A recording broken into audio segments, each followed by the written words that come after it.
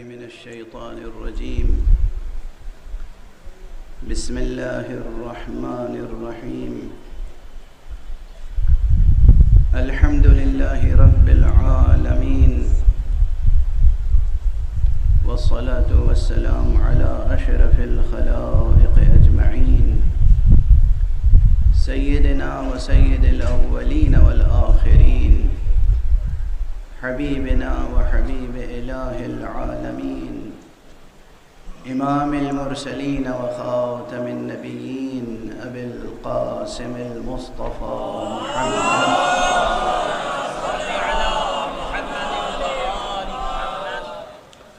وعلى أهل بيته الطيبين الطاهرين الهداة المهديين المعصومين المظلومين، واللعنة الدائمة على أعداء الحق والدين. أما بعد، فقد قال الله تعالى عز اسمه في محكم كتابه ومتقن خطابه. بسم الله الرحمن الرحيم.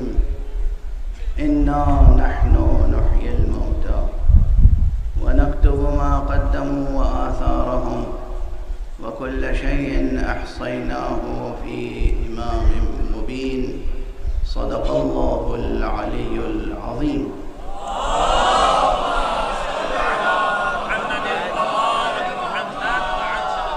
ایک اور بلند تر صلوات پڑھیں.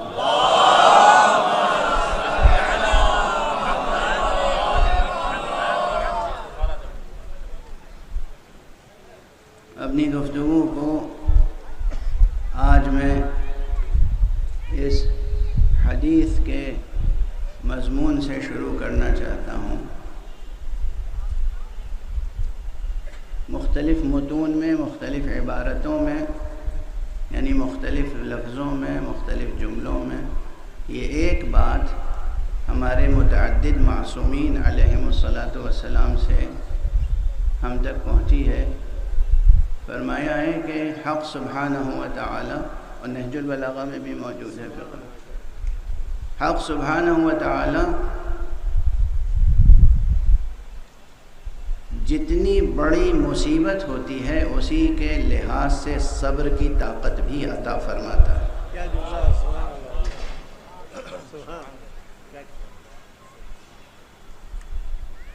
معصوم کی کہی ہوئی بات ہے یہ. جتنی بڑی مصیبت ہوتی ہے اسی کے اعتبار سے پروردگار قوت صبر عطا فرماتا ہے. یہ جملہ یاد رکھیے گا. کل کی مجلس میں بھی ایک جملہ میں نے عرض کیا تھا، صبر کا تذکرہ آ گیا تھا. میں نے کہا تھا یہ مضمون مسلسل چلے گا انشاءاللہ. صبر کسی بیچارگی کی کیفیت کا نام نہیں ہے، صبر ایک قوت کا نام ہے. صبر ایک قوت کا نام ہے. اور جس طرح پروردگار رزق تقسیم کرتا ہے اسی طرح پروردگار انسانوں کو ان کے عزم کے مطابق قوت صبر عطا فرماتا ہے.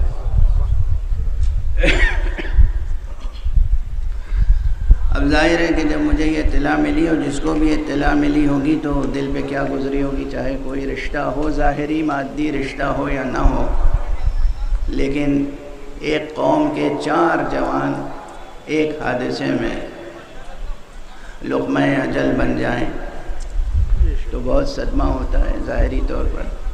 لیکن یاد رکھیے کہ بچھڑ جانے کا صدمہ اپنی جگہ جائز ہے، لیکن ہمیشہ یہ یاد رکھیے کہ اگر جانے والا مومن ہے، کل بھی یہ جملہ کہا تھا، پھر عرض کر رہا ہوں، ہمیشہ عرض کروں گا، اگر جانے والا مومن ہے تو اس کی موت تو اس کے لیے روحانی معراج ہوتی ہے. وہ جہاں پہنچے دنیا کی تمام کلفتوں سے چھوٹ کر اب وہ جس جگہ پر ہیں وہ گویا آغوش رحمت باری میں انعامات الہیہ سے متنعم ہو رہے ہیں۔ اب یہاں پر کلامی اعتبار سے علم کلام کی روشنی میں اور فلسفے کی روشنی میں، حکمت کی روشنی میں بحثیں تو بہت ہیں، لیکن اپنی طالب علمانہ زندگی میں مسلسل میں پڑھتا ہی رہا ہوں اور اب بھی پڑھتا ہی رہتا ہوں۔ یہ یاد رکھیے کہ انسان کو ہمیشہ طالب علم ہی رہنا چاہیے۔ کیا جملہ ہے! جہاں یہ بات ذہن میں آئی کہ اب ہم فاضل ہو گئے، اسی وقت آپ فضول ہو جاتے ہیں۔ بہت اچھا جہاں یہ احساس ہوا کہ اب ہم فاضل ہو گئے تو بس آپ فضول ہو گئے۔ جہاں آپ نے یہ سمجھا کہ ہم علامہ ہو گئے، وہیں وہ آپ کا لمحہ جو ہے یہ سمجھ لینا کہ اب ہم علم حاصل کر چکے، فارغ التحصیل ہو گئے۔ اس کے معنی کہ فارغ ہو گئے۔ وہ لمحہ موت کا لمحہ ہوتا ہے۔ انسانی روح کی غذا ہی، بھائی یہ جسم ہے، آپ کھانا پینا چھوڑ دیں تو کئی دن جئیں گے بتائیے؟ کھانا پینا چھوڑ دیں کئی دن جئیں گے؟ خاتمہ ہو جائے گا نہیں اس جسم کا۔ روح کی غذا ہی علم ہے۔ تو علم حاصل نہیں کریں گے تو نتیجہ یہ ہے کہ یہ روحانی طور پر موت ہے۔ اور ہمارے یہاں، اور یہ صرف اب میں اپنے نفس کے لیے کہتا ہوں، لیکن یہ دعوت ہے ہمارے تمام افراد کے لیے، وہ بچہ ہو، بوڑھا ہو، مرد ہو، عورت ہو، اس معاشرے کے ہر فرد کے لیے رسول اللہ صلی اللہ علیہ وآلہ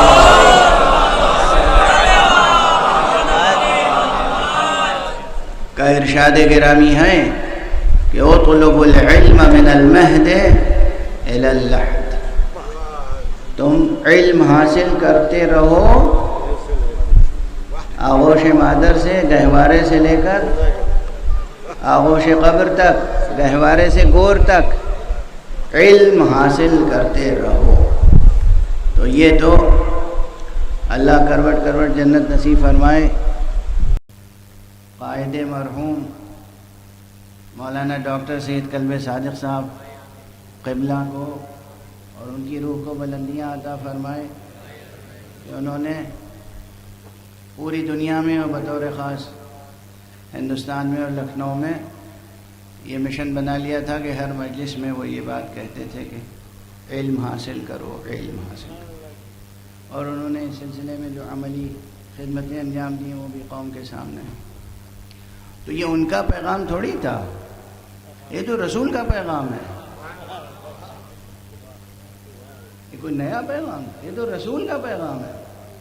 اطلب العلم من المہد الی اللحد، تم علم حاصل کرو گہوارے سے گور تک۔ یہ جملہ ہر وقت پیش نظر رہنا چاہیے، کوئی کسی بھی فن میں ہو۔ یہ بھی عرض کر لوں، کوئی علم دین کے سلسلے سے منسلک ہو یا شعر و ادب سے منسلک ہو یا دنیا کی کسی بھی سائنٹیفک ڈسپلن سے منسلک ہو، دنیا کے میں کسی بھی برانچ آف نالج سے آپ کا تعلق ہو، اور اب تو پہلے یہ ہوتا تھا کہ MBBS کر لیا اور بس ہو گئے ڈاکٹر زندگی بھر کے لیے۔ اب جو لوگ ڈاکٹر ہیں ان سے پوچھئے جو اچھے ہاسپٹلس میں ہیں اور جو اچھی کنٹریز میں اور ڈیولپ معاشروں میں، اب تو ہندوستان بھی کہیں پیچھے نہیں ہے اس معاملے میں، کہ ہر 2 سال کے بعد انہیں پھر کورس کرنا پڑتا ہے تاکہ جو جدید تحقیقات ہوئی ہیں، جو جدید انکشافات ہوئے ہیں، جو جدید چیزیں سامنے آئی ہیں میڈیکل سائنس میں، اس سے وہ باخبر ہوں تاکہ ان کو ترقی ملتی رہے ان کی جاب میں۔ میں بہت سادہ لفظ استعمال کر رہا ہوں، وہ اپنی ڈسپلن میں آگے بڑھتے ہیں. یعنی آپ ڈاکٹر ہوں یا دنیا کی کسی بھی فیلڈ میں ہوں، مسلسل آپ کے علم میں اضافہ ہوتا رہنا چاہیے، اس لیے کہ علم روح کی غذا ہے. بہرحال یہ تو درمیان میں ایک جملہ آ گیا تھا اور عرض کر دیا یاد دہانی کے طور پر. اب تک جو کچھ لکھا گیا حکمت میں، فلسفے میں، وہ سب اپنی جگہ، اور یہ فقیر مطالعہ کرتا رہتا ہے، تازہ سے تازہ تر چیزیں آتی ہیں پڑھتا رہتا ہوں. لیکن جب ان تمام مطالب کا ایک روح افزا شربت تیار کرتا ہوں آپ کے لیے، اب دیکھیے نا آپ کے سامنے بیٹھ کر وہ بدایت الحکمہ اور نہایت الحکمہ اور اسفار اور شفا اور یہ عبارتیں اور وہ عبارتیں، وہ مغلق عبارتیں، وہ پیچیدہ اصطلاحیں ہیں، ان کو اگر بیان کروں اور سناؤں آپ کو تو آپ کو کیا فائدہ ہوگا اور مجھے کیا فائدہ ہوگا؟ کچھ نہیں. اس بز میں، مجلس میں اس کا موقع نہیں ہوتا. یہی ہوتا ہے کہ وہ تمام چیزیں جو مطالعے میں آئی ہیں اور جو پڑھی ہیں اس کا ایک فشردہ، ایک آپ کے لیے شربت روح افزا تیار کیا جائے، اور اس اطمینان کے ساتھ کہ ان مطالب سے، اساسی مطالب سے انحراف نہ ہو. تو یاد رکھیے کہ موت کے عنوان سے، حیات کے عنوان سے، اور پھر جنت اور جہنم اور موت کے بعد برزخ، یہ سب ایک تفصیل ہے علم کلام کی کتابوں میں اور حکمت و فلسفے کی کتابوں میں. لیکن ان تمام تفاصیل کو سامنے رکھ کر پوری طالب علمانہ ذمہ داری کے ساتھ اس منبر حسینی سے عرض کر رہا ہوں کہ ایک مومن کے لیے، اگر وہ حقیقت میں مومن ہے، تو اس کے لیے موت واقعاً بس اذن دخول جنت ہے. جو میں نے کل بھی عرض کیا تھا کہ زندگی کیا ہے؟ انتظار اجل. زندگی کیا ہے؟ انتظار اجل. موت اذن دخول جنت ہے. دنیا سے نفرت کرنے کے لیے یہی ایک سبب کافی ہے کہ یہ جنت میں جانے میں رکاوٹ بنی ہوئی ہے.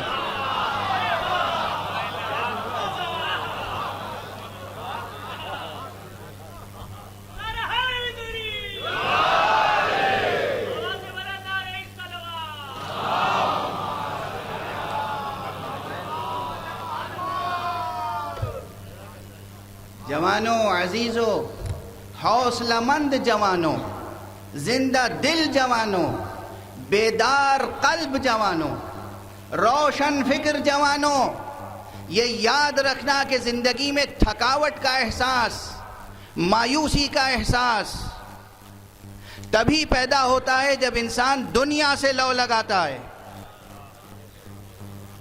جہاں تک دنیاوی خواہشات آپ کے سامنے رہیں گی، جہاں تک دنیا سے دل لگا رہے گا، یہ ضرورت پوری ہو جائے، وہ ضرورت پوری ہو جائے، وہ ضرورت پوری ہو جائے، وہ ضرورت پوری ہو جائے، جو ضرورت پوری نہیں ہوگی مایوسی ہوگی، تکلیف ہوگی، الجھنیں ہوں گی، شدتیں ہوں گی، افسوس کا احساس ہوگا. لیکن اگر اس دنیا سے نفرت ہو جائے، اللہ سبحانہ و تعالیٰ نے ایک حکمت رکھی ہے تخلیق میں ایک حکمت رکھی ہے. یہ سب مضمون جو ہے وہ معصوم علیہ السلام کے کلام کا ترجمہ ہے جو عرض کر رہا ہوں. میں خود تھوڑی کچھ عرض کر رہا ہوں. میں ہوں کیا جو کچھ عرض کروں گا؟ کیا ہے میرے پاس؟ کہاں سے لاؤں گا کچھ کہنے کے لیے آپ کے سامنے؟ نہ یہ جسم میرا ہے، نہ یہ میرے آنکھیں میری ہیں، نہ یہ زبان میری ہے، نہ یہ کاسہ سر میں مغز میرا ہے، نہ یہ قفس سینہ میں قلب میرا ہے. کچھ میرا نہیں ہے. نہ رگوں میں دوڑتا ہوا خون میرا ہے. کچھ بھی میرا نہیں ہے. تو میں آپ کو دے کیا سکتا ہوں؟ میں اسی کی بات سناؤں جس سے ملا ہے، وہ بات سناتا رہوں آپ کو. تو میرے پاس کچھ نہیں ہے، جو کچھ عرض کر رہا ہوں وہ کلام معصومین کا ترجمہ ہے اور بس۔ اس کائنات پر، اس دنیا پر اگر غور کیجئے تو اللہ نے ایک حکمت رکھی ہے، ایک حکمت۔ وہ حکمت کیا ہے؟ تجربہ کر لیجئے، زندہ حقیقت ہے، زندگی کا تجربہ ہے۔ جتنا دنیا کی طرف بھاگیں گے آپ، دنیا کی طرف، دنیا کے لالچ میں، حرص میں، دنیا کی محبت میں، اتنی ہی تھکن ہوگی، دنیا آپ سے دور ہوتی چلی جائے گی اور خوب دوڑائے گی آپ کو۔ آپ دوڑتے رہیں دنیا کے پیچھے، دوڑتے رہیں، دوڑتے رہیں، دوڑتے رہیں، خوب بھاگے گی آپ سے دور اور چمک دمک دور سے دکھاتی رہے گی۔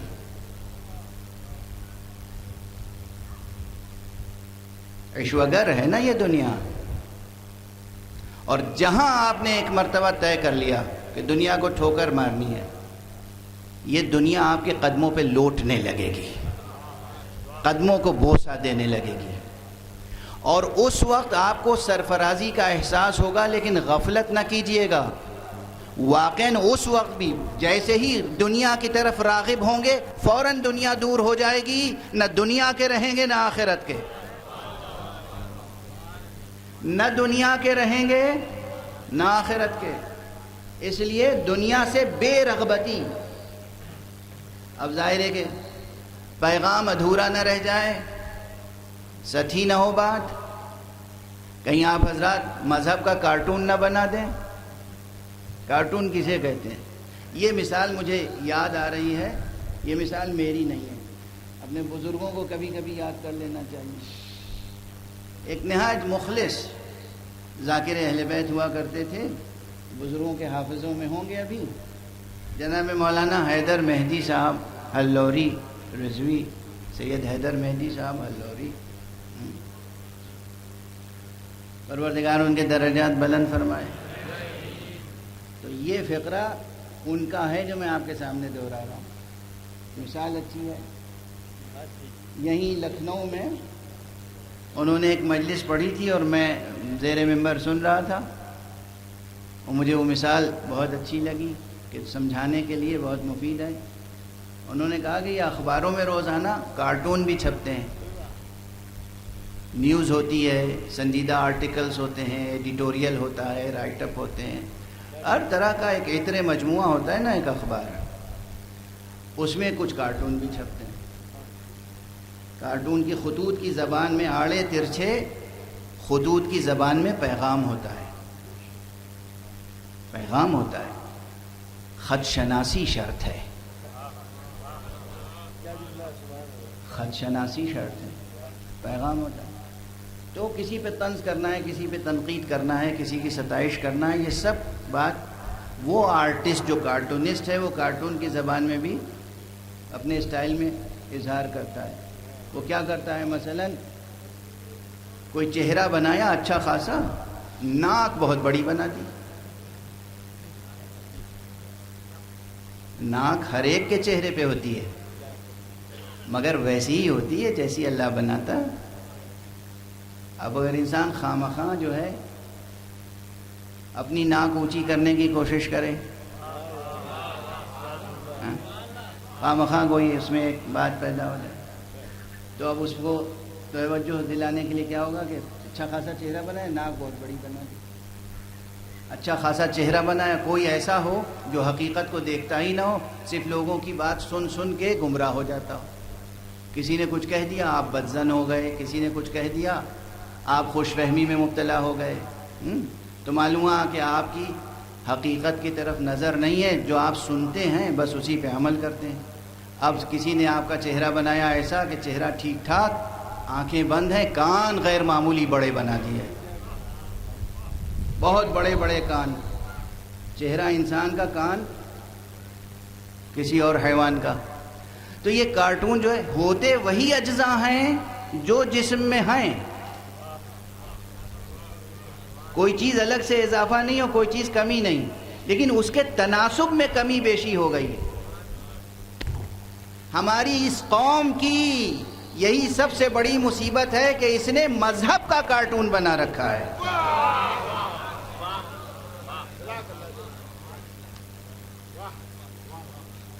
واجب کی اہمیت گھٹا کے مستحب سے بھی کم کر دی،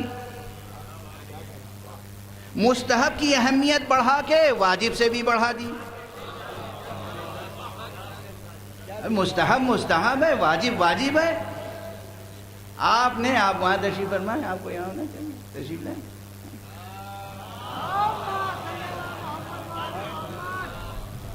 ایک اور صلوات پڑھ دیجیے۔ سمجھ رہے ہیں آپ حضرات؟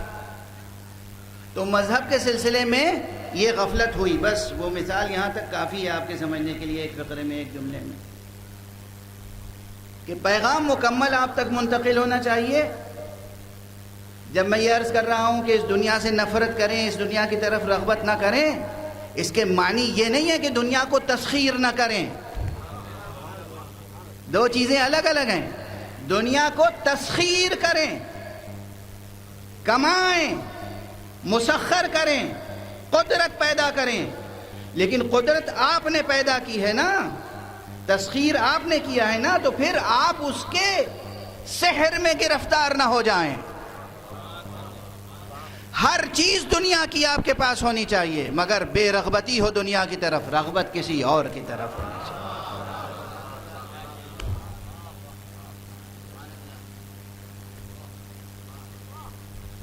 یہ دنیا کسی اور کے لیے تھوڑی بنائی ہے اللہ نے، یہ دنیا جنوں کے لیے نہیں بنائی ہے، یہ دنیا حیوانوں کے لیے نہیں بنائی ہے۔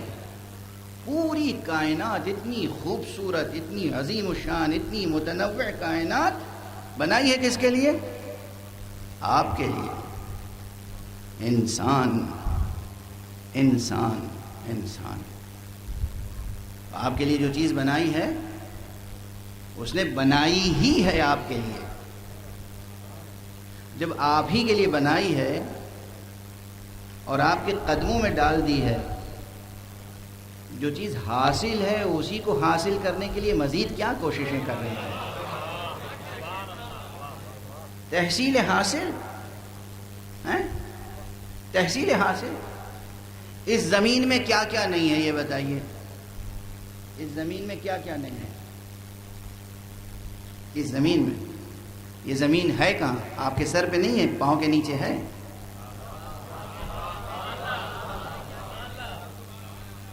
لوہا اس میں ہے، تانبا اس میں ہے، پیتل اس میں ہے، سونا اس میں ہے، سونا سونا گولڈ، سونا۔ سونے کو اصلی حالت میں دیکھا ہے آپ میں سے کسی نے؟ کم دیکھا ہوگا، شاید اس مجمع میں شاید ہی کسی نے دیکھا ہے۔ سونا اصلی حالت میں جب ملتا ہے زمین میں تو مٹی کی طرح نظر آتا ہے، مٹی کی طرح، بالکل خاک، مٹی۔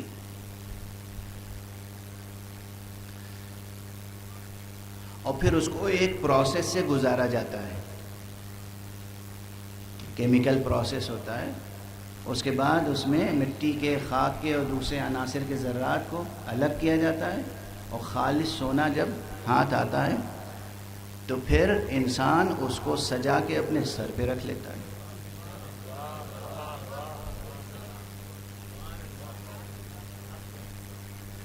آپ ساؤتھ افریقہ چلے جائیے، افریقہ چلے جائیے، افریقہ جائیے، وہاں بہت سونا، پہلے تو بہت تھا، اب تو سب لوٹ چکا ہے، لیکن اب بھی مل جائے گا۔ تو اصلی حالت میں سونا جب آپ دیکھیں گے تو وہ بالکل مٹی نظر آتا ہے، اس کو ایک پروسیس سے گزار کے آپ تاج سر بنا لیتے ہیں زینت کے لیے، اور پھر سونے کے اوپر جان دینا شروع کر دیتے ہیں۔ یعنی جو چیز اللہ نے آپ کی ٹھوکروں میں رکھی تھی، آپ کے قدموں میں رکھی تھی، اس چیز کو آپ نے صاف کر کے اپنے سر پہ سجا لیا۔ کتنا بڑا ظلم کیا! اگر اتنی ہی بات سمجھ میں آ جائے تو فقہی اعتبار سے تو نہیں، لیکن آپ کے جمالیاتی ذوق کے استدلالی پہلو سے عرض کر رہا ہوں کہ اب بھی سمجھ میں آیا کہ مردوں پہ سونا کیوں حرام ہے۔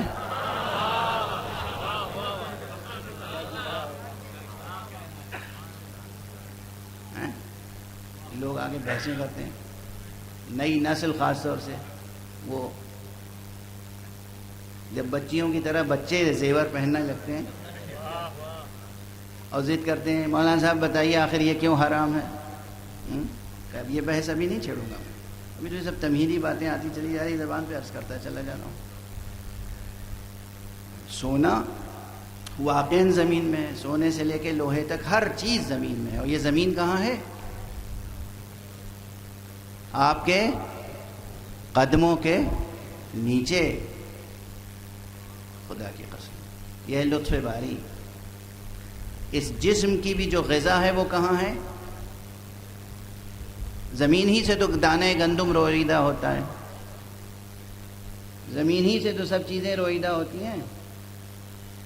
تو پروردگار عالم نے یہ پوری کائنات خدا کی قسم اپنے لطف سے اپنے کرم سے تخلیق کر کے انسان کی ٹھوکروں میں ڈال دی۔ اسے تسخیر کریں، خود اس کے لیے مسخر نہ ہو جائے۔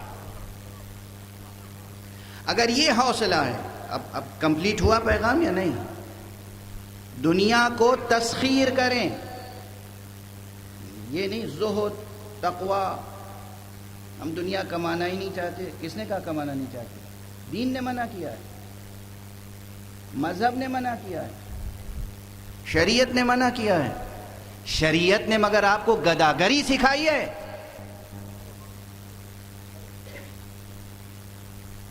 معصوم علیہ السلام کا کریم اہل بیت حضرت امام حسن مجتبی علیہ السلام کا جملہ،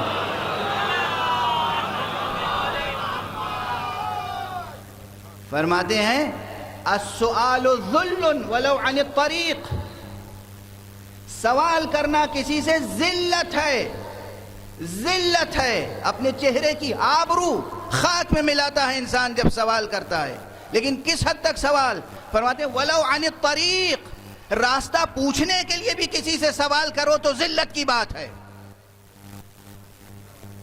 یہ جملہ کب کہا تھا امام حسن مجتبی علیہ السلام نے؟ جب آج کا ڈیجیٹل دور پیدا نہیں ہوا تھا۔ آج واقعاً آپ سڑک پہ کھڑے ہو کے کسی سے راستہ پوچھیں، اگر وہ پڑھا لکھا ہے اور ترقی یافتہ معاشرے کا فرزند ہے تو وہ آپ کو یوں دیکھے گا، کہے گا آپ کے ہاتھ میں آئی فون ہے، گوگل ارتھ ہے اس پر، آپ پڑھے لکھے نہیں ہیں، آپ کمپیوٹر کے الٹریٹ ہیں، آپ کو پوچھنے کی ضرورت ہے کسی سے راستہ؟ آپ کو اتنا علم ہونا چاہیے کہ راہ کو خود تلاش کر سکیں اور منزل تک پہنچ سکیں۔ کب کہا تھا مولا نے جملہ، اور آج یہ بات حقیقت سمجھ میں آ رہی ہے کہ راستے کے تعلق سے بھی سوال کرنا ذلت ہے۔ یعنی آپ کو اتنا علم حاصل ہونا چاہیے، اتنی ذہانت ہونی چاہیے، اتنی فراست ہونے چاہیے کہ آپ کسی کے سامنے دست سوال دراز نہ کریں، نہ مادی مسائل میں، نہ رزق بدن کسی سے طلب کریں، سوال کریں، اور نہ اس طرح کے سوالات کہ جس سے دوسری قوموں کے سامنے یا کسی دوسرے فرد کے سامنے آپ کا سر نیچا ہو جائے۔ تو علم بھی حاصل کریں، ٹیکنالوجی حاصل کریں، پیسہ حاصل کریں، روپیہ حاصل کریں، دولت حاصل کریں، محبت ان چیزوں سے نہ کریں، محبت صرف خدا سے کریں۔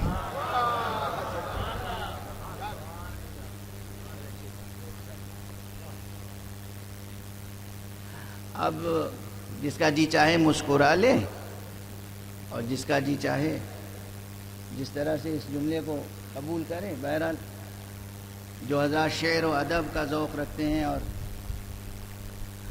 دنیا کے لٹریچر کا مطالعہ کرتے ہیں، ان کے سامنے ایک مثال عرض کر دوں، بس گزرا۔ دنیا کے بڑے بڑے بادشاہ، دنیا کے بڑے بڑے حاکم و حکمراں، وہ جس زمانے میں غلامی و کنیزی کا دور تھا، غلام کیا ہوتے تھے؟ خریدے جاتے تھے، کنیزیں کیا ہوتی تھیں؟ خریدی جاتی تھیں۔ ان کی حکومتیں اور ان کی قدرت و سلطنت و طاقت تباہ ہو گئی، اس لیے کہ وہ غلاموں اور کنیزوں کی محبتوں میں مبتلا ہو گئے۔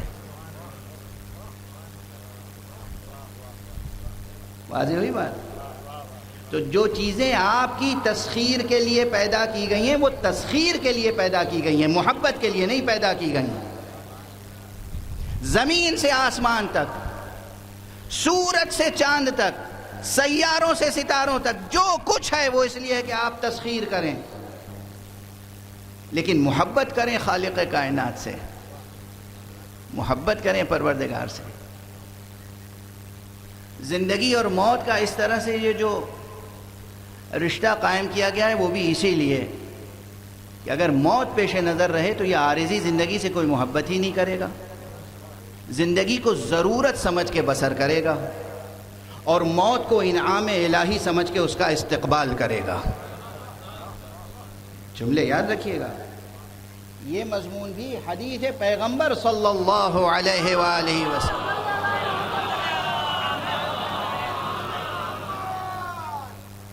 حضور کے ارشادات میں سے ایک ارشاد یہ ہے، اور اس کو نقل کرنے سے پہلے ایک عنوان ذکر کر دوں۔ ایک عنوان میرا بہت پسندیدہ عنوان ہے، اس پہ تقریباً 20-22 سال سے مسلسل گفتگو کر رہا ہوں، اور گفتگو کچھ نہ کچھ آگے بڑھتی رہتی ہے۔ کچھ چیزیں حوالے میں دہراتا ہوں لیکن کچھ چیزیں پھر اضافہ ہوتی رہتی ہیں، اور وہ عنوان ہے جمالیات موت کا۔ لکھنؤ کا ادبی ذوق تو اس ترکیب کی قدر کرے گا انشاءاللہ۔ جمالیات موت، لوگ جمالیات زندگی کی تفسیر کرتے رہتے ہیں، اصل جمالیات کا رشتہ ہی صرف زندگی سے جوڑتے ہیں، مگر کبھی جمالیات موت پر بھی غور کیا ہے؟ وہ غالب کے سامنے یہ عنوان رہا ہو یا نہ رہا ہو، لیکن وہ دو مصرے غالباً وہ بھی اس مفہوم سے قریب لے آتے ہیں۔ ایک ہی مصرع کافی ہے کہ نہ ہو مرنا تو جینے کا مزہ کیا ہے؟ وہ ایک الگ سطح ہے سوچنے کی، لیکن اس کائنات میں اور اس انسانی معاشرے، ترقی پذیر انسانی معاشرے میں، ارتقاء پذیر انسانی معاشرے میں، انسان کی اس دنیاوی زندگی میں موت کا وجود، کیا کہہ رہا ہوں میں، موت کا وجود، لوگ اسی میں بحث کرتے ہیں کہ موت عدمی ہے یا وجودی، فلسفہ ترازیاں ہوتی ہیں، موت امر عدمی ہے یا امر وجودی۔ لوگ موت کو عدم کے مترادف سمجھتے ہیں، ہرگز نہیں، موت عدم کے مترادف نہیں ہے، موت عدم کے مترادف نہیں ہے۔ یہ شبہ باطل ہے کہ زندگی جو ہے وہ وجود کے مترادف ہے، الحیات تسابق الوجود، اور چونکہ زندگی یہ حیات موت کے مترادف ہے، اس لیے موت جو ہے وہ، چونکہ زندگی وجود کے مترادف ہے، اس لیے موت عدم کے مترادف ہے۔ نہیں، ایسا نہیں، ایسا ہرگز نہیں، موت عدم کے مترادف نہیں ہے، موت زندگی ہی کے لاکھوں حسین چہروں میں سے ایک چہرہ ہے، موت اس زندگی کے بے شمار حسین چہروں میں سے ایک چہرہ، یعنی موت زندگی ہی کا چہرہ ہے۔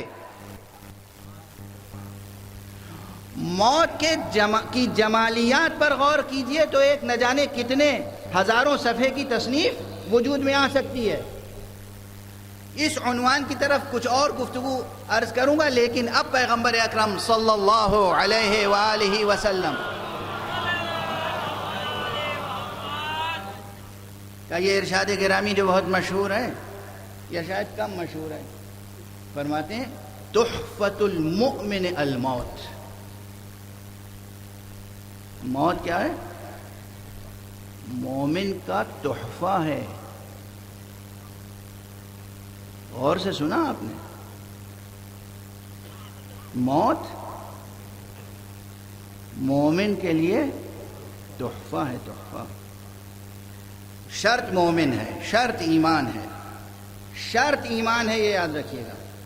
اگر اللہ سبحانہ و تعالیٰ پر یقین ہے، اللہ کے رسولوں پر یقین ہے، اللہ کی طرف سے آنے والے اماموں پر یقین ہے، اللہ کے ولیوں پر یقین ہے، احترام ہے ان کا دل میں، اور اللہ کی بھیجی ہوئی شریعت کا پاس و لحاظ ہے، اور اس کے ساتھ انسان نے زندگی بسر کی ہے، تو اس دار ابتلا میں، اس دار آزمائش میں، یہاں اس دنیا میں انسان نے جتنی اذیتیں سہی ہیں، ان تمام اذیتوں کے مقابلے میں واقعاً جب موت آتی ہے تو ایک تحفہ الہی کے طور پر آتی ہے، ایک ہدیہ الہی ہے۔ اور ایک مومن کے لیے برزخ کی حقیقت کچھ اور ہے، ایک مومن کے لیے قیامت کی حقیقت کچھ اور ہے۔ من مات فقد قامت قیامتو، جو مرا اس کی قیامت برپا ہو گئی، اور جب قیامت برپا ہو گئی تو پھر کیا ہے اس کے بعد؟ انعام الہی. اور ہمارے یہاں قرآن مجید میں موت کا تذکرہ جس انداز سے ہوا ہے اور جتنے مقامات پر ہوا ہے، اگر اس کا مطالعہ اہل ذوق کے طور پر کیا جائے، اہل دل کے طور پر کیا جائے، لہجہ شناس قدرت کے طور پر کیا جائے، لہجہ شناس مشیت کے طور پر کیا جائے، تو اندازہ ہوگا کہ کس حسین سے حسین دونوں چہرے قرآن مجید نے دونوں چہرے پیش کیے ہیں موت کے. اور دراصل موت کے چہرے نہیں ہیں، وہ زندگی کے چہرے ہیں. جیسی ہم اور آپ زندگی بسر کریں گے اسی طرح سے، اسی مناسبت سے ہمارے سامنے موت آئے گی. یہاں ٹھہر کے ایک جملہ، ایک حدیث ذکر کر دوں.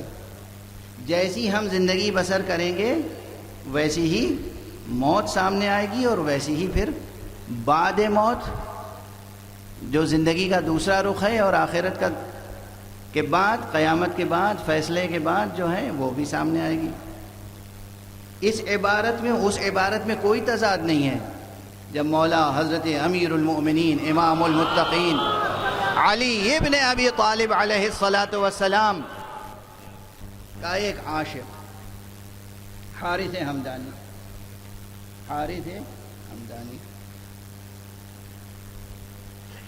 امام کا بوڑھا عاشق، امام کے اصحاب میں سے ایک شخص تھا جس کا نام تھا حارث ہمدانی. امام بھی اسے چاہتے تھے، دل سے قدر کرتے تھے. لطف تبھی ہے جب ادھر سے قدردانی ہو، لطف تبھی ہے جب وہ ہمیں اپنا کہیں. لطف تبھی ہے. میں کل جو کہہ رہا تھا عظمت و تاثیر، عظمت و تاثیر، عظمت و تاثیر، اب تک سمجھ میں آئی یا نہیں آئی؟ ہم سب عزادار ہیں. ہم خود کو کہتے ہیں ہم حسین کے عزادار ہیں. حسین سند دیں کہ یہ ہمارا سوگوار ہے. زمین کا آسمان فرق ہے اس میں. اہل لکھنؤ شیریں زبان ہوتے ہیں، اور مجھے حق نہیں ہے کہ یہاں کچھ تلخ بیانی کروں، مگر اچھا بتائیے کروں کہ نہ کروں؟ یہ اجازت دینے کا کوئی طریقہ ہے؟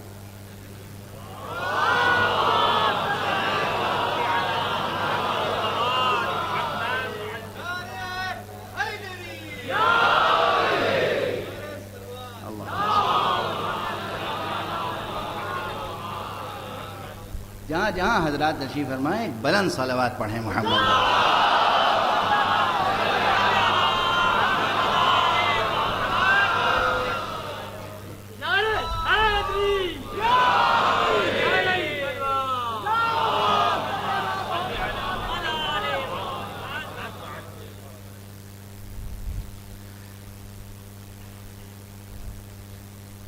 ابھی میں نے عرض کیا تھا کہ ہم کہتے ہیں ہم آقا کے عزادار ہیں، وہ کہیں کہ ہم یہ ہمارا سوگوار ہے، وہ گواہی دیں کہ یہ عزادار ہے.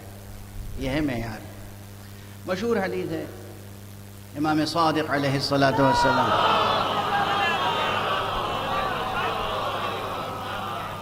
فرماتے ہیں کونوا لنا زینا ولا تکونوا علینا شینا. دیکھو ہمارے لیے سبب زینت بنو، سبب افتخار بنو، تم ہمارے دامن پر داغ نہ بننا. ایک طویل حدیث ہے حضرت امام باقر علیہ الصلاۃ والسلام.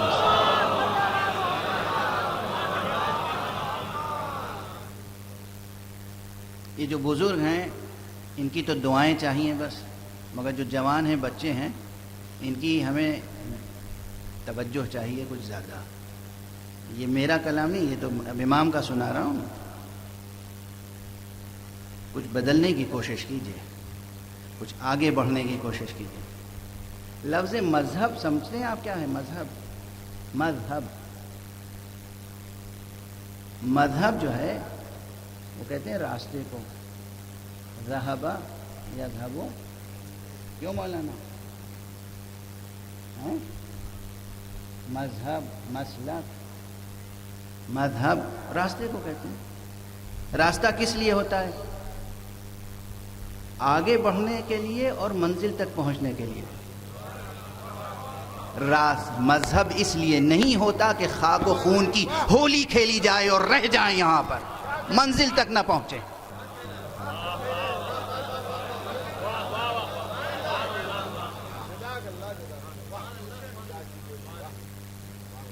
مذہب ہوتا ہے راستہ طے کرو، منزل تک پہنچو. تو مذہب پرست بننا یہ بھی برائی ہے. مذہب پرست نہ بنو، خدا پرست بنو.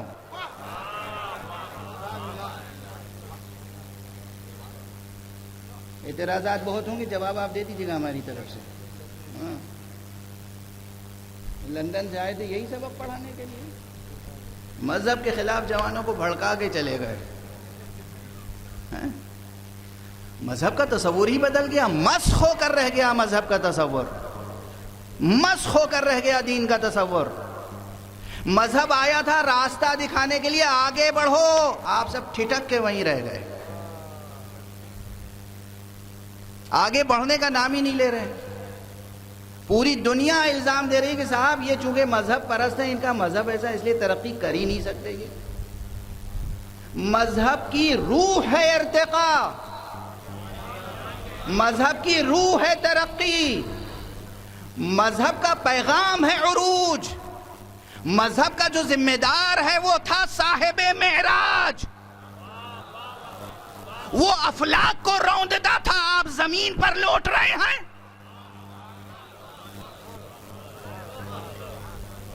درس معراج کی بس یہ معنی ہے، نعرے لگائے واہ واہ سبحان اللہ، اس کے بعد ختم بات. درس فضائل اہل بیت کے یہ معنی ہے.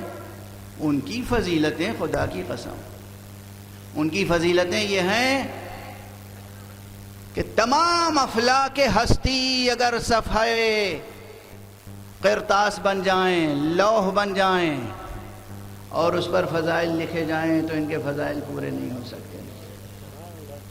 وہ اپنی جگہ، اور آپ ان کے فضائل مسلسل سن رہے ہیں. مسلسل میں نے کل کیا کہا تھا کہ شاید 365 دن لکھنؤ میں ایک دن بھی ایسا نہیں گزرتا ہوگا جب کہیں نہ کہیں فرش ازاں نہ بچھتا ہو، کہیں نہ کہیں صفحے ازاں روشن نہ ہوتی ہو. لیکن آپ کے معاشرے میں، معاشرتی اقدار میں، آپ کے وجود میں، آپ کے اسلوب میں، آپ کے اسٹائل میں، آپ کی فکر میں، آپ کے تخیل میں، آپ کے علم میں، آپ کے عمل میں، آپ کی قوت میں، آپ کی قدرت میں فرق آتا ہے. کچھ سن کر ترقی کر رہے ہیں آپ. مذہب نام ہی ہے راستے کا، راستے پر ٹھہرا نہیں جاتا، چلا جاتا ہے. مذہب پر گزرا جاتا ہے، ٹھہرا نہیں جاتا. ٹھہرا جاتا ہے جا کے منزل پر.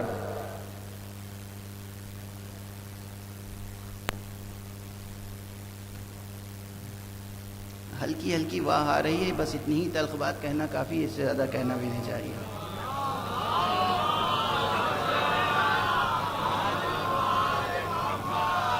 ایک اور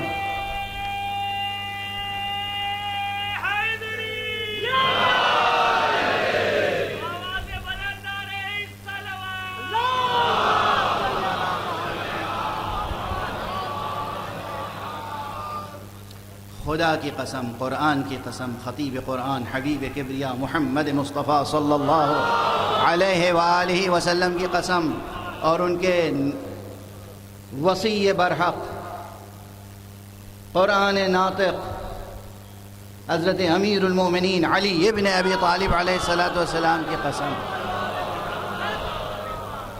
اور تمام معصومین کی قسم. دین اور مذہب پر اگر انسان صحیح معنی میں صحیح صحت مند تصور دین و مذہب لے کر زندگی بسر کرے تو وہ دنیا کو بھی مسخر کر سکتا ہے، تسخیر کر سکتا ہے، اور اپنی روح کو اس قدر بالیدگی عطا کر سکتا ہے، روح کو، نفس کو، اپنے وجود کو اس قدر قوی کر سکتا ہے کہ دنیا رشک کرے، دنیا نہیں فرشتے رشک کریں، فرشتے رشک کریں۔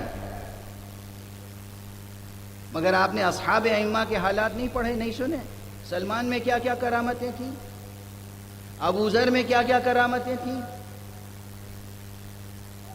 میثم تمار میں کیا کیا کرامتیں تھیں؟ سنتے ہیں رسمن، ایک قصہ سننا ہے، کہانی سننی ہے، اور اس کا ثواب مل جائے گا ہمیں، اور بس ہیں۔ ثواب تب ملے گا جب سنے ہوئے سبق پر عمل کیا جائے گا۔ شراب مشروط ہے بشرطہا و شروطہا۔ حضرت امام علی ابن موسیٰ الرضا علیہ السلام۔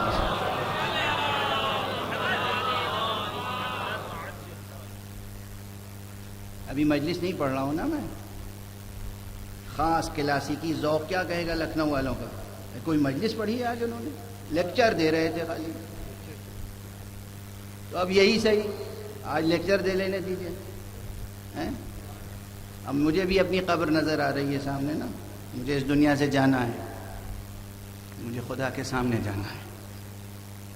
وہ پوچھے گا کہ تم نے اتنا بڑا مجمع آیا تھا، میں نے مسخر کر دیا تھا، اتنے لوگ تمہارے نام پر کھنچ کے آئے تھے، انہیں کیا سبق دے کے آئے، کیا پیغام دے کے آئے، انہیں جینے کا حوصلہ دیا یا مرنے کے مرض میں مبتلا کر کے آئے؟ سن رہے ہیں عزیزان گرامی؟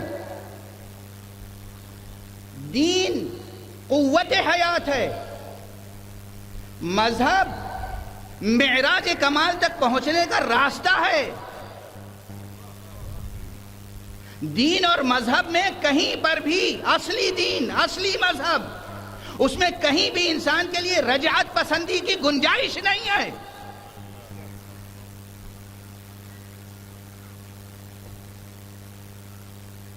جیو، قوت کے ساتھ جیو، جیو اس طرح جیو کہ زندگی خراج تحسین پیش کرے۔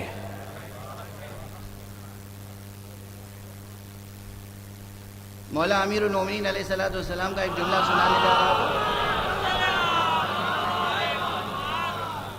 اب دو جملے ذہن میں آ گئے۔ ایک تو یہ جلدی سے، وہ قطع ہے امام سے منسوب جو آپ کے قول کا آپ کے دیوان میں موجود ہے، میں اس سب کا ترجمہ عرض کرتا ہوں۔ فرماتے ہیں کہ اے ابن آدم، جب تو پیدا ہوتا ہے تو روتا ہوا پیدا ہوتا ہے، اور تیرے گرد جتنے لوگ ہوتے ہیں سب خوشی سے ہنس رہے ہوتے ہیں۔ زندگی ایسی بسر کرنا کہ جب تو یہاں سے جائے تو تو ہنس رہا ہو، مسرور ہو، لوگ رو رہے ہیں۔ ایک صلوات پڑھ دیجئے محمد۔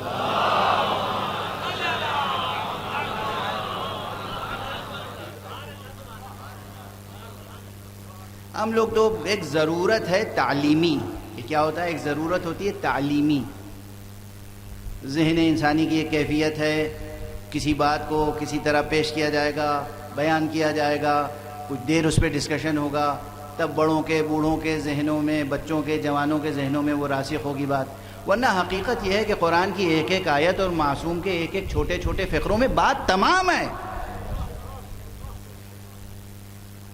پوری زندگی بسر کرنے کی روشنی اس ایک جملے میں موجود ہے۔ اس طرح زندگی بسر کرو کہ جب تم آئے تھے تو تم رو رہے تھے، سب تمہارے گرد ہنس رہے تھے، جب تم جاؤ تو تمہاری روح مطمئن ہو، تم ہنس رہے ہو، مسرور ہو، شاداں ہو، فرحاں ہو، اور تمہارے گرد جو لوگ ہوں وہ غم سے رو رہے ہوں۔ سیر و سلوک و اخلاق و سیاست و تمدن و سماج، سب کا درس اس چھوٹے سے امیر المومنین علی ابن ابی طالب کے جملے میں موجود ہے۔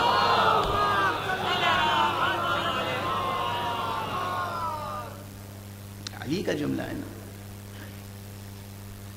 اسی طرح جو دوسری بات عرض کرنا چاہ رہا تھا وہ یہ کہ حارث ہمدانی جو آپ کے صحابی تھے، وہ اپنی اس مسجد کوفہ میں تشریف لائے، عصا پر ٹیکتے اور ایک پاؤں کو گویا گھسیٹتے اور دو ایک لوگوں کے سہارے سے. حدیث بہت شیریں ہے، بہت طویل ہے، اس وقت اس پوری حدیث کو بیان کرنے کا موقع نہیں ہے چونکہ وقت بھی گزر چکا. بہت شیریں ہیں، بہت مطالب ہیں اس میں، اصول دین سے لے کے اخلاقیات اور عرفانیات اور فروع دین تک بہت مطالب ہیں اس روایت میں، مگر اس کا ایک فقرہ صرف مشہور ہو گیا. اور کیفیتیں جو مختلف روایتوں کو جمع کر کے پورے واقعے کی کیفیت ہے کہ جب دیکھا کہ وہ حارث ہمدانی آ رہے ہیں، یہ تھا اخلاق ائمہ. ہمارے یہاں کیا صورتحال ہے؟ میرے سر پہ عمامہ ہے اور جسم پہ قبا اور دوش پہ ردا، تو بس خواہش یہ ہوتی ہے کہ ہر آدمی میرا ہاتھ چومے اور میری جوتیاں سنبھالے، چاہے وہ بڑا ہو، بوڑھا ہو، بزرگ ہو، کسی دوسرے فن میں کچھ بھی کمال رکھتا ہو، مگر میرے سامنے وہ جھکا رہے اور کسی کے احترام میں کوئی کرسی سے اٹھتا نہیں. یہ امیر کائنات، یہ علی ابن ابی طالب ہیں. جیسے ہی دیکھا حارث ہمدانی آ رہے ہیں،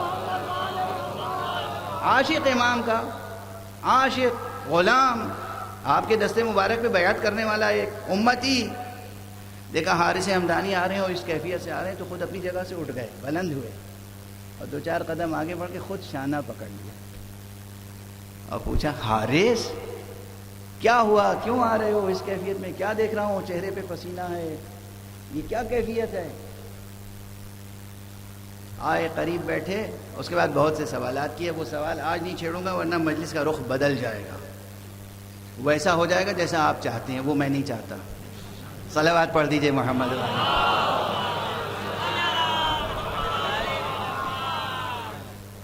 آپ کی چاہت پوری نہیں کرنا چاہتا میں آج، ٹھیک ہے نا؟ پیش نظر رہتی ہیں باتیں کہ آپ کیا چاہتے ہیں. شاید ہی کسی نے میرے علاوہ یہ بات ممبر سے کہی ہو کہ مجھے آپ کو خوش کرنے سے زیادہ آپ کو ناراض کرنے کا ہنر آتا ہے،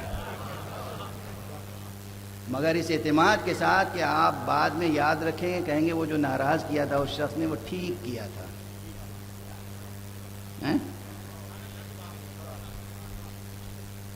میں نے بہت تجربہ کیا ہے، سچا تجربہ زندگی کا بتا رہا ہوں، اور آپ لوگ تجربہ کر کے دیکھیے گا. سچی محبت سے بے ریا بات اخلاص کے ساتھ کسی کی اصلاح کے لیے آپ کہیے، اگر وقت پر اسے بری بھی لگے گی تو بعد میں آپ کا شکر گزار رہے گا، ہمیشہ شکر گزار رہے گا، ہمیشہ. کتنا ہی ناراض ہو جائے وقت پر، مگر بعد میں آپ کا شکر گزار رہے گا. تو بس اسے آج سے اپنی زندگی کے رویے میں شامل کر لیجئے گا. لوگوں کی خوشامدیں کرنا چھوڑ دیجئے، لوگوں کو ناراض کرنا سیکھیے. دیکھیے معاشرہ کتنی ترقی کرے گا. ایک صلوات پڑھ دیجئے محمد والے.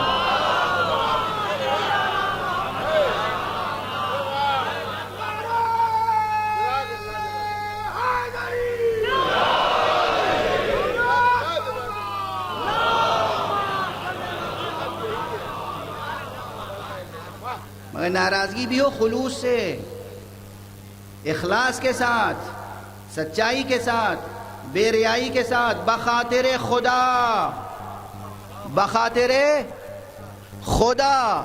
تو ہمیشہ وہ جو وقتی طور پر اختلاف ہوگا وہ بعد میں شیرینی میں بدل جائے گا. بہرحال تو امام علیہ الصلوۃ والسلام نے ان کے تمام سوالات کا جواب دیا. بہت سے سوالات تھے خلافت سے متعلق اور مسالک سے متعلق جو اس وقت بن رہے تھے، وہ سب تھے اور امام نے جواب دیا ہے. بہت شیریں اور گہرا اور حکیمانہ جواب ہے. میں اس وقت وہ بحث اس لیے نہیں چھیڑنا چاہتا کہ مجھے معلوم ہے کہ علی ابن ابی طالب وہ ولی اللہ ہے کہ جسے اللہ نے ولی پیدا ہونے کے بعد نہیں بنایا تھا.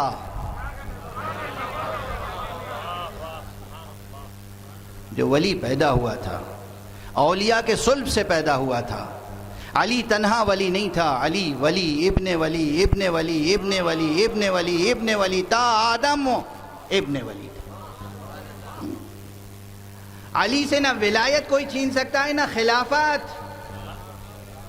اس لیے یہ موضوع ایسا ہے کہ جب جس کا جی چاہے جہاں مجھ سے گفتگو کرنا چاہے بحث کرنا چاہے وہ کر لے، لیکن مجھے معلوم ہے کہ یہ تمام مجمع جو سامنے بیٹھا ہے یہ ولایت و خلافت و امامت و رہبری پر عصمت امیر المؤمنین علی ابن ابی طالب علیہ السلام کا قائل ہے۔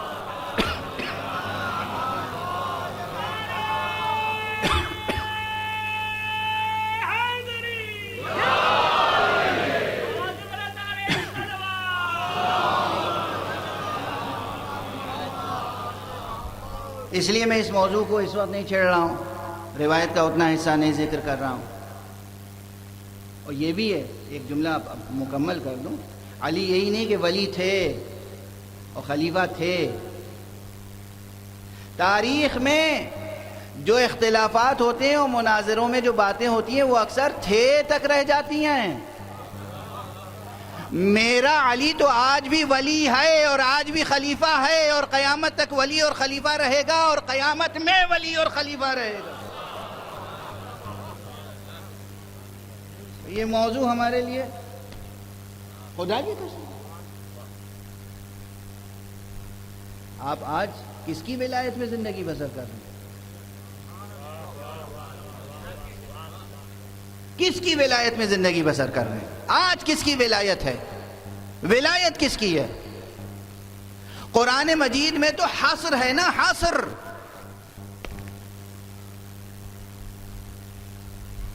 ولایت کے 3 ہی دائرے ہیں اور اس میں وقت کی کوئی قید نہیں ہے۔ انما ولیکم اللہ ورسولہ والذین آمنوا الذین یقیمون الصلاۃ ویؤتون الزکاۃ وہم راکعون۔ یہ آیت یاد ہے نا؟ اس میں ٹائم فیکٹر ہے کہیں؟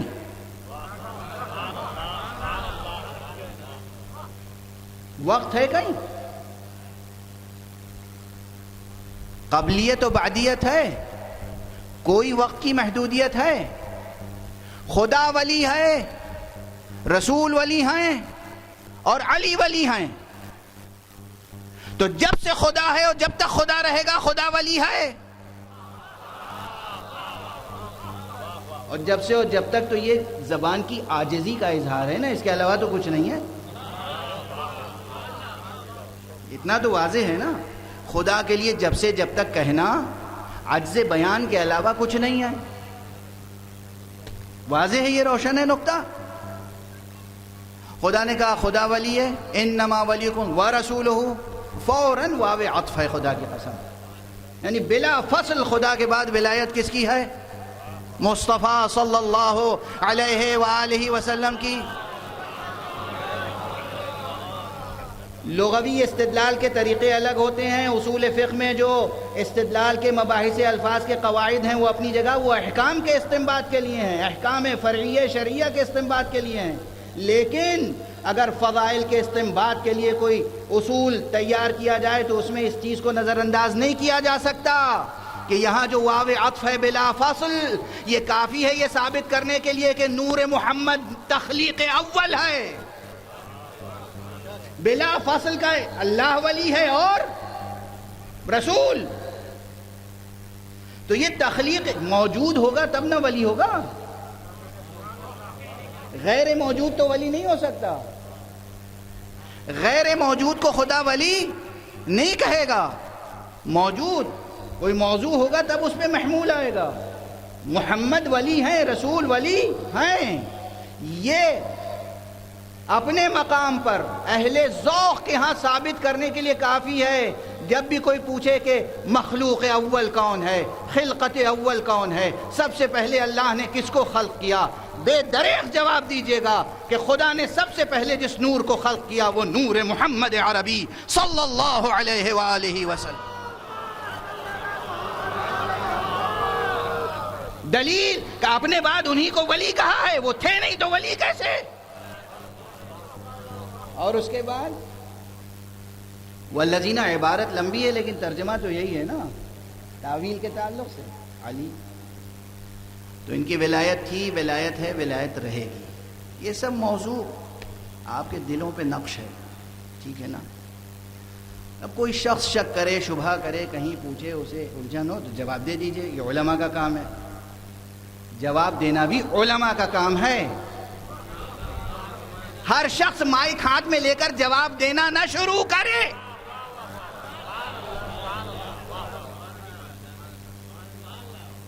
معلوم ہوا ناخواندہ محض اپنے نام کا املا درست نہیں لکھ سکتے، اپنے نام کا تلفظ صحیح نہیں کر سکتے، دین اور مذہب اور خلافت اور ولایت کے موضوع پر منبر پر آ کر مناظرہ فرما رہے ہیں۔ آپ کیا اور آپ کا مناظرہ کیا؟ آپ کیا اور آپ کی دلیل کیا؟ اپنی حدوں کو پہچانیں۔ امام محمد تقی علیہ السلام نے فرمایا،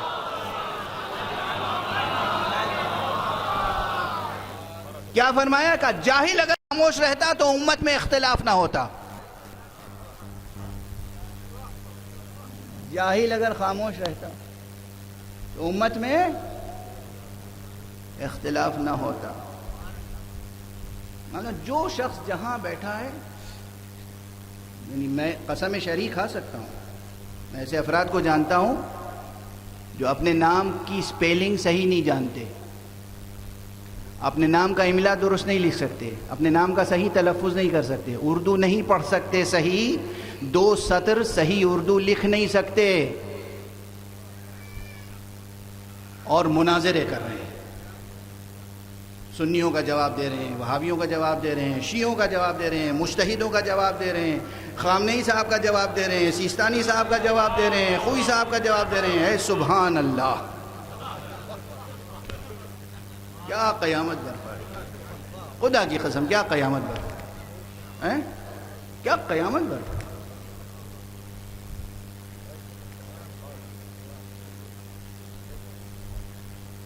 اردو صحیح نہیں پڑھ سکتے، اردو، اور ایک وبا اور عام ہوتی جا رہی ہے۔ اب کیا کیا کہوں، آج آپ لوگ اتنے ذوق شوق سے تلخ باتیں سن رہے ہیں تو میں بھی سنائے چلا جا رہا ہوں۔ صلوات پڑھیے محمد۔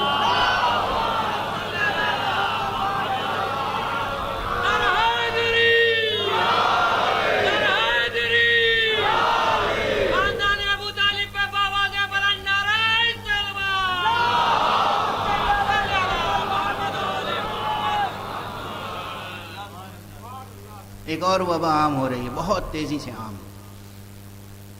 ایک تو مناظرہ کہتے ہیں نظریے کے تبادل کو۔ آپ صاحب نظریہ ہیں اور یہ صاحب نظریہ ہیں، تو یہ اپنا نظریہ پیش کریں گے اور یہ اپنا نظریہ پیش کریں گے، اس صادق نیت کے ساتھ، اس سچی نیت کے ساتھ کہ ہمیں حقیقت تک پہنچنا ہے، ٹھیک ہے نا؟ لیکن مناظرہ کرے گا کون؟ جو صاحب نظر ہو، جو صاحب نظریہ ہو۔ واضح ہے؟ مذہب کے دفاع کا حق بھی ہر ایک کو تھوڑی حاصل ہے۔ صاحب میں مذہب کا دفاع کر رہا ہوں، آپ مجھے روک رہے ہیں؟ جی ہاں، میں روک رہا ہوں۔ فوج اگر لڑ رہی ہو محاذ پر اور آپ بغیر بندوق لیے محاذ کی طرف جائیں تو مجھ کو واجب ہے کہ آپ کو روکوں۔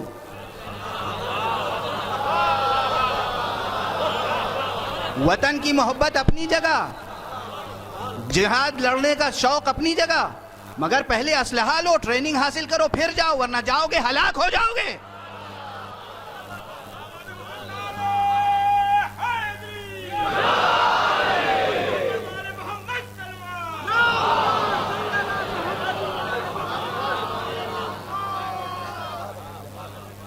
وطن کا دفاع کرنا ہے، وطن کی محبت بالکل پازیٹیو چیز ہے، واجب ہے وطن کی محبت، وطن کی طرف سے دفاع بالکل واجب ہے، مگر کہیں خدا نخواستہ جنگ بھڑک جائے تو یہ ممکن ہے کہ ہر شخص بے نہت تھا ایسے ہی چلے جا رہے ہیں۔ کہاں جا رہے ہیں؟ محاذ پر دفاع کرنے۔ کس چیز کا؟ وطن کا دفاع کرنا۔ وطن کا دفاع کرنا ہے، پہلے بندوق سنبھالنا سیکھیے،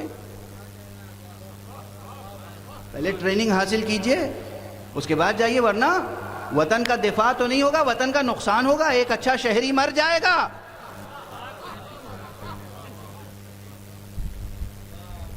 اور فرما رہے ہیں آپ، دین کا دفاع کرنا ہے، مذہب کا دفاع کرنا ہے۔ مذہب پہلے خود پڑھو تو صحیح،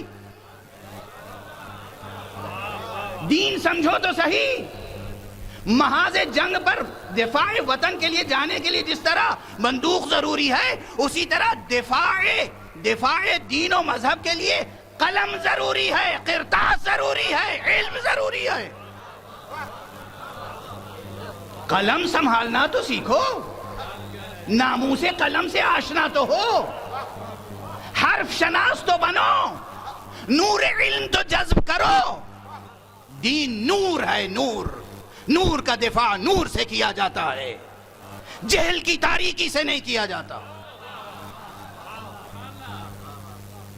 جہالت ایک عام مناظرے ہو رہے ہیں، جواب دیے جا رہے ہیں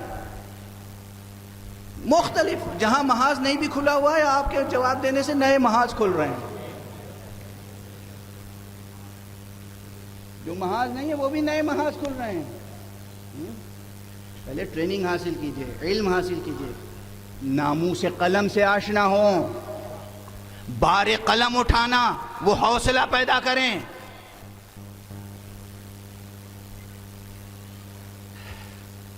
دوسری چیز جو عرض کر رہا تھا، اب دیکھیے یہ چونکہ میں نے کہہ دیا نا کہ وہ مجلس تو پڑھ نہیں رہا ہوں، تو اب سنتے رہیے پھر۔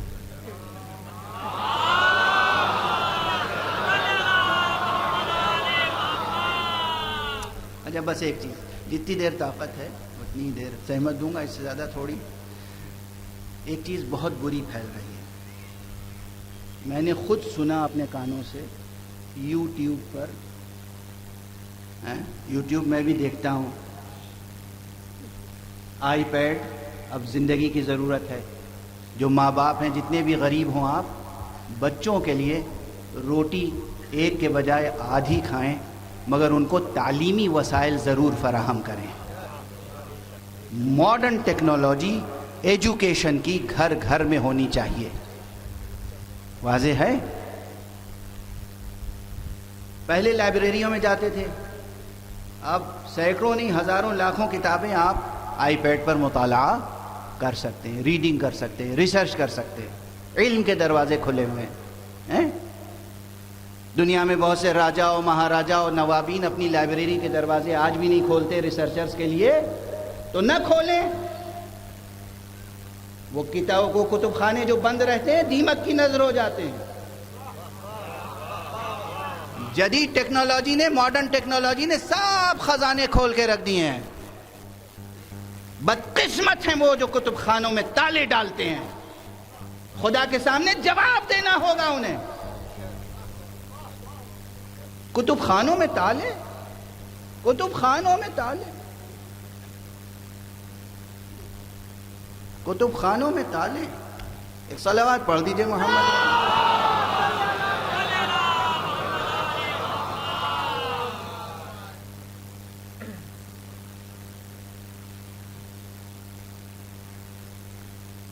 تو میں تو آئی پیڈ کی بات کر رہا تھا صرف، کہ آئی پیڈ پر میں بھی مانوس ہو گیا ہوں اس سے، تو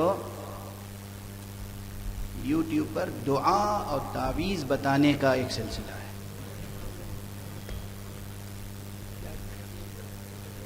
آیتیں، اسم، یہ پڑھ لیجئے، یہ پڑھ لیجئے، یہ پڑھ لیجئے، اور اس قدر کانفیڈنس کے ساتھ، اور خود جو بتا رہا ہے وہ آیت غلط پڑھ رہا ہے۔ ہاں، حیرت تب ہوئی، اب میں نام نہیں لوں گا ممبر پر، ادھر ہی سے نہیں ادھر سے بھی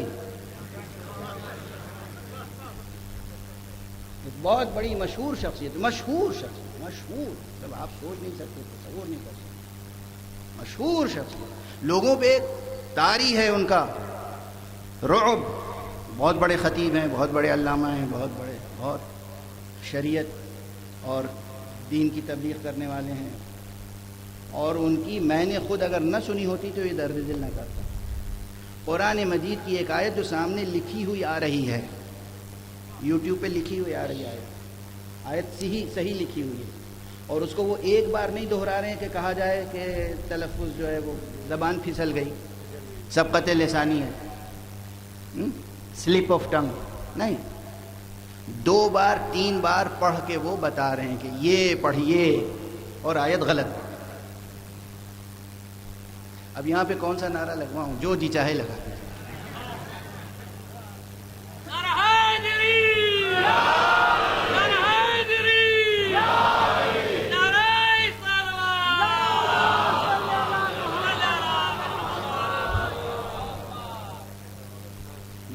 دیکھ رہے ہیں جہالت، پستی، گمراہی، ولالت واد سے بھی اور ضلالت زال سے بھی.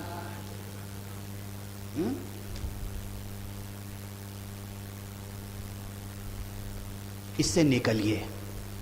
مذہب مشکل سے نکلنے کے راستے کا نام ہے. یاد رہے گا یہ جملہ؟ پہلے کیا کہا تھا ہم نے؟ مذہب راستے کا نام ہے. لیکزیکلی، ڈکشنری میننگ، لغوی جذور، جو لغوی اصل ہے. اصطلاحی بات نہیں کر رہا ہوں. اصطلاح میں بھی اسی معنی سے استفادہ کیا گیا. مذہب مشکل سے نکلنے کے لیے راستے کا نام مذہب ہے، نہ کہ میں مشکل کو پیدا کرنے کا یا مشکل میں مبتلا رہنے کا. بات سے بات نکلتی چلی آئی یہاں تک. اب اتنا درد دل آج کافی ہے. اگر آپ میں حوصلہ رہے گا تو کل بھی آئیے گا سننے کے لیے کچھ اور درد. حوصلہ رہنا چاہیے. اب میں وہ جملہ سنا کہ امام کے پاس جب وہ شخص آیا اور امام سے بہت سے سوالات کیے، حارث ہمدانی، تو امام نے فرمایا ایک سوال پر، اے حارث، خدا کی قسم اس دنیا سے کوئی مومن اور کوئی منافق نہیں گزرتا مگر یہ کہ وہ مرنے سے پہلے مجھے دیکھتا ہے. مرنے سے پہلے ہر گزرنے والا دنیا سے، چاہے مومن ہو یا منافق، وہ روح مبارک علی ابن ابی طالب کی زیارت کرتا ہے. کافروں کو وحشت ہو تو ہو موت سے، مومن کو تو شوق ہونا چاہیے کہ موت آئے تو میں مولا کی زیارت کروں.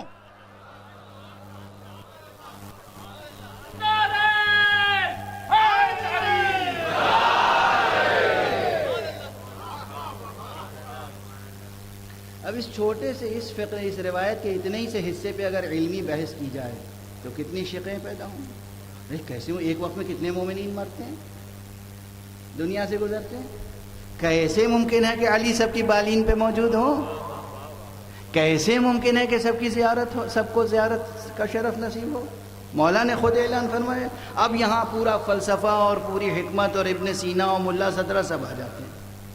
اتنے سے فقرے کی تشریح کے لیے یہ ممکن کیسے ہے کہ ہر مرنے والے کے سامنے علی موجود ہوں؟ بس جینے کا حوصلہ رکھنا یہ سمجھ کے کہ وہ علی جو مرنے سے پہلے ضرور آئیں گے. اگر ہم جیتے جی کسی مشکل میں مبتلا ہوں اور علی کو پکاریں تو کیا نہ آئیں گے؟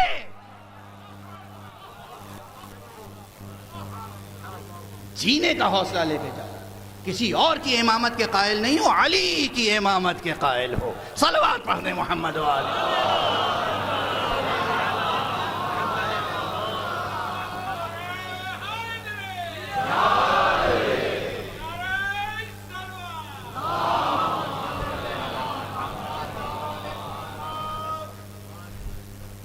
جیو، جینے کا حوصلہ پیدا کرو، دنیا کو تسخیر کرو اور اپنی ٹھوکروں میں رکھو اور دنیا سے محبت نہ کرو.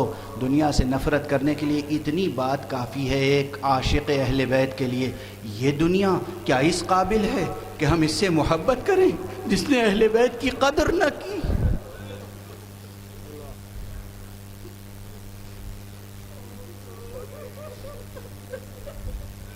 یہ دنیا جس نے محمد رسول اللہ کی قدر نہ کی، یہ دنیا جس نے علی ابن ابی طالب جیسے امام کی قدر شناسی نہ کی، یہ زمین مگر محبت کرنے کے قابل ہے جس زمین پر حسین کا لاشا پامال ہو گیا.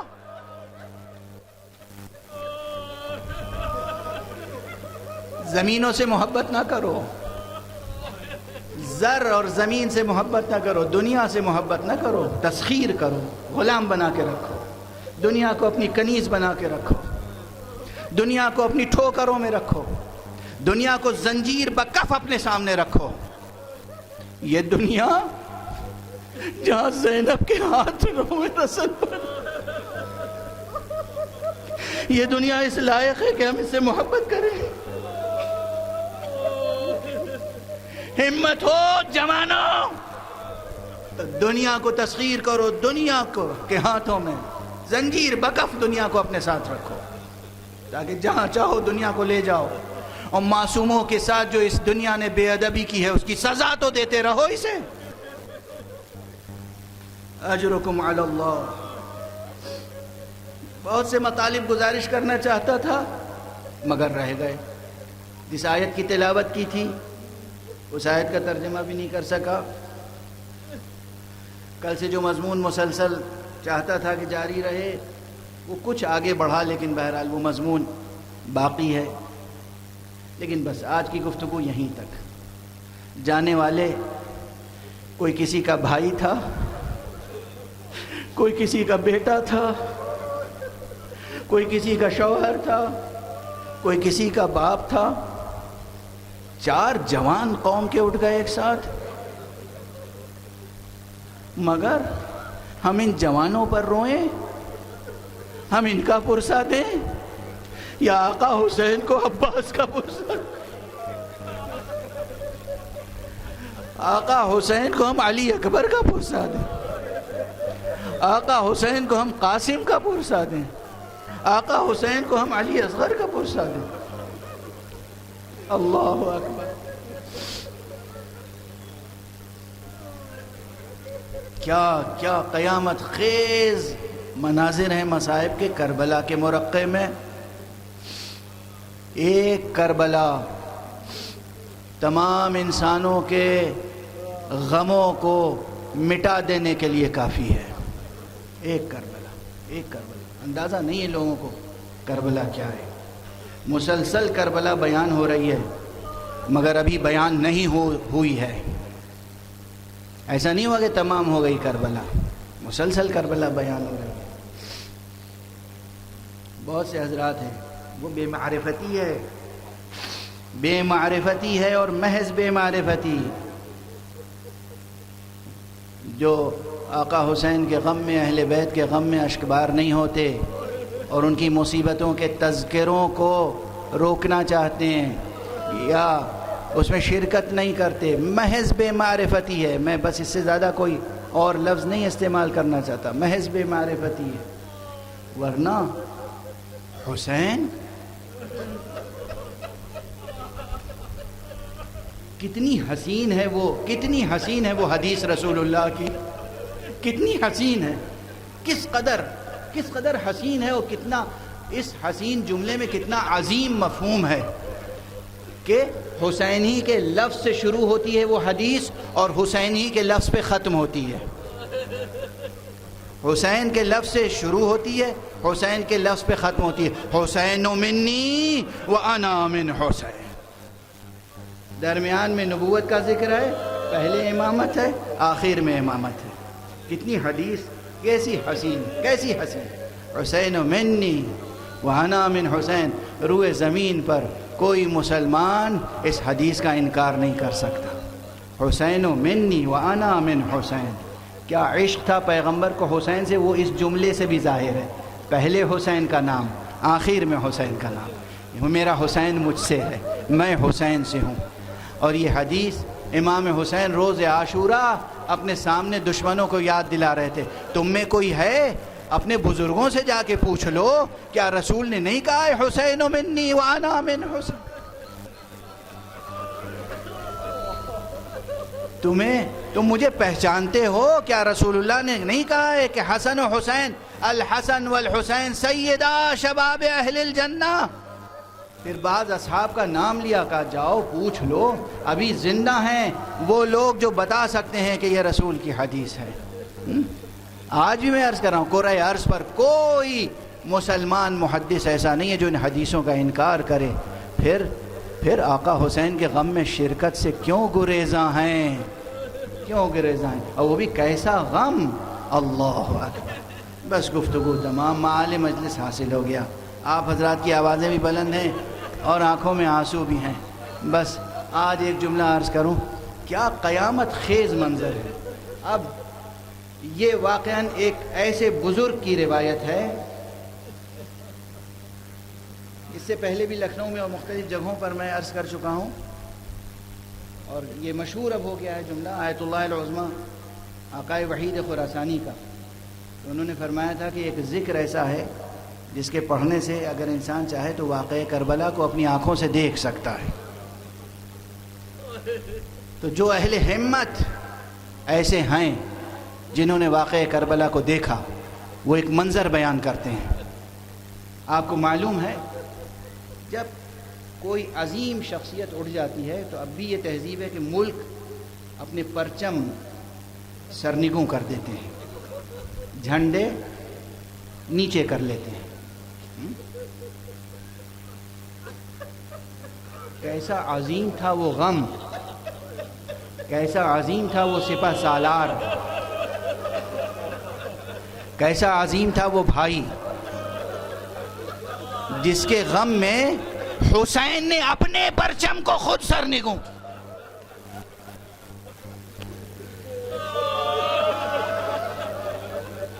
آپ نے اٹھایا ہوگا لاشا. یہ 4 جوان دنیا سے گزر گئے، آپ نے بڑے شان و شوکت کے ساتھ، توذق و احتشام کے ساتھ غم بھی منا رہے ہیں، اور ان کے لاشیں اٹھائے، جنازے اٹھائے، غسل کفن سب کچھ اپنے ہاتھوں سے. کوئی حوصلہ رہ تو نہیں گیا نا، کوئی تمنا ایسی تو نہیں ہے جو پوری نہ کی ہو آپ نے. لیکن ہائے حسین،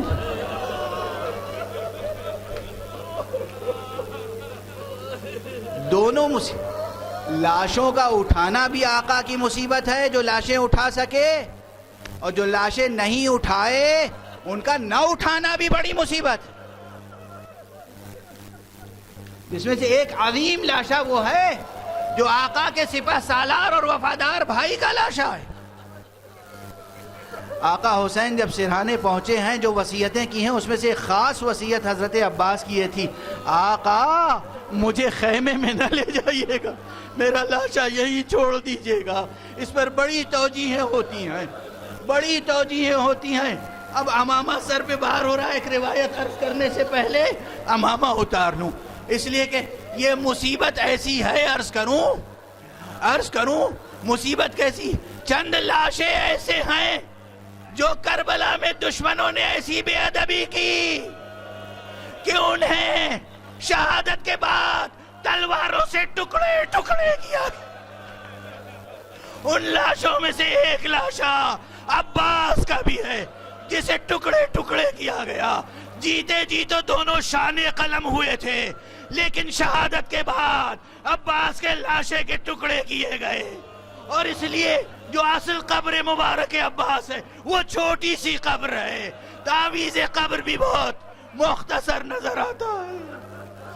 واہ عباسا، واہ حسینا، واہ علیہ، واہ محمد.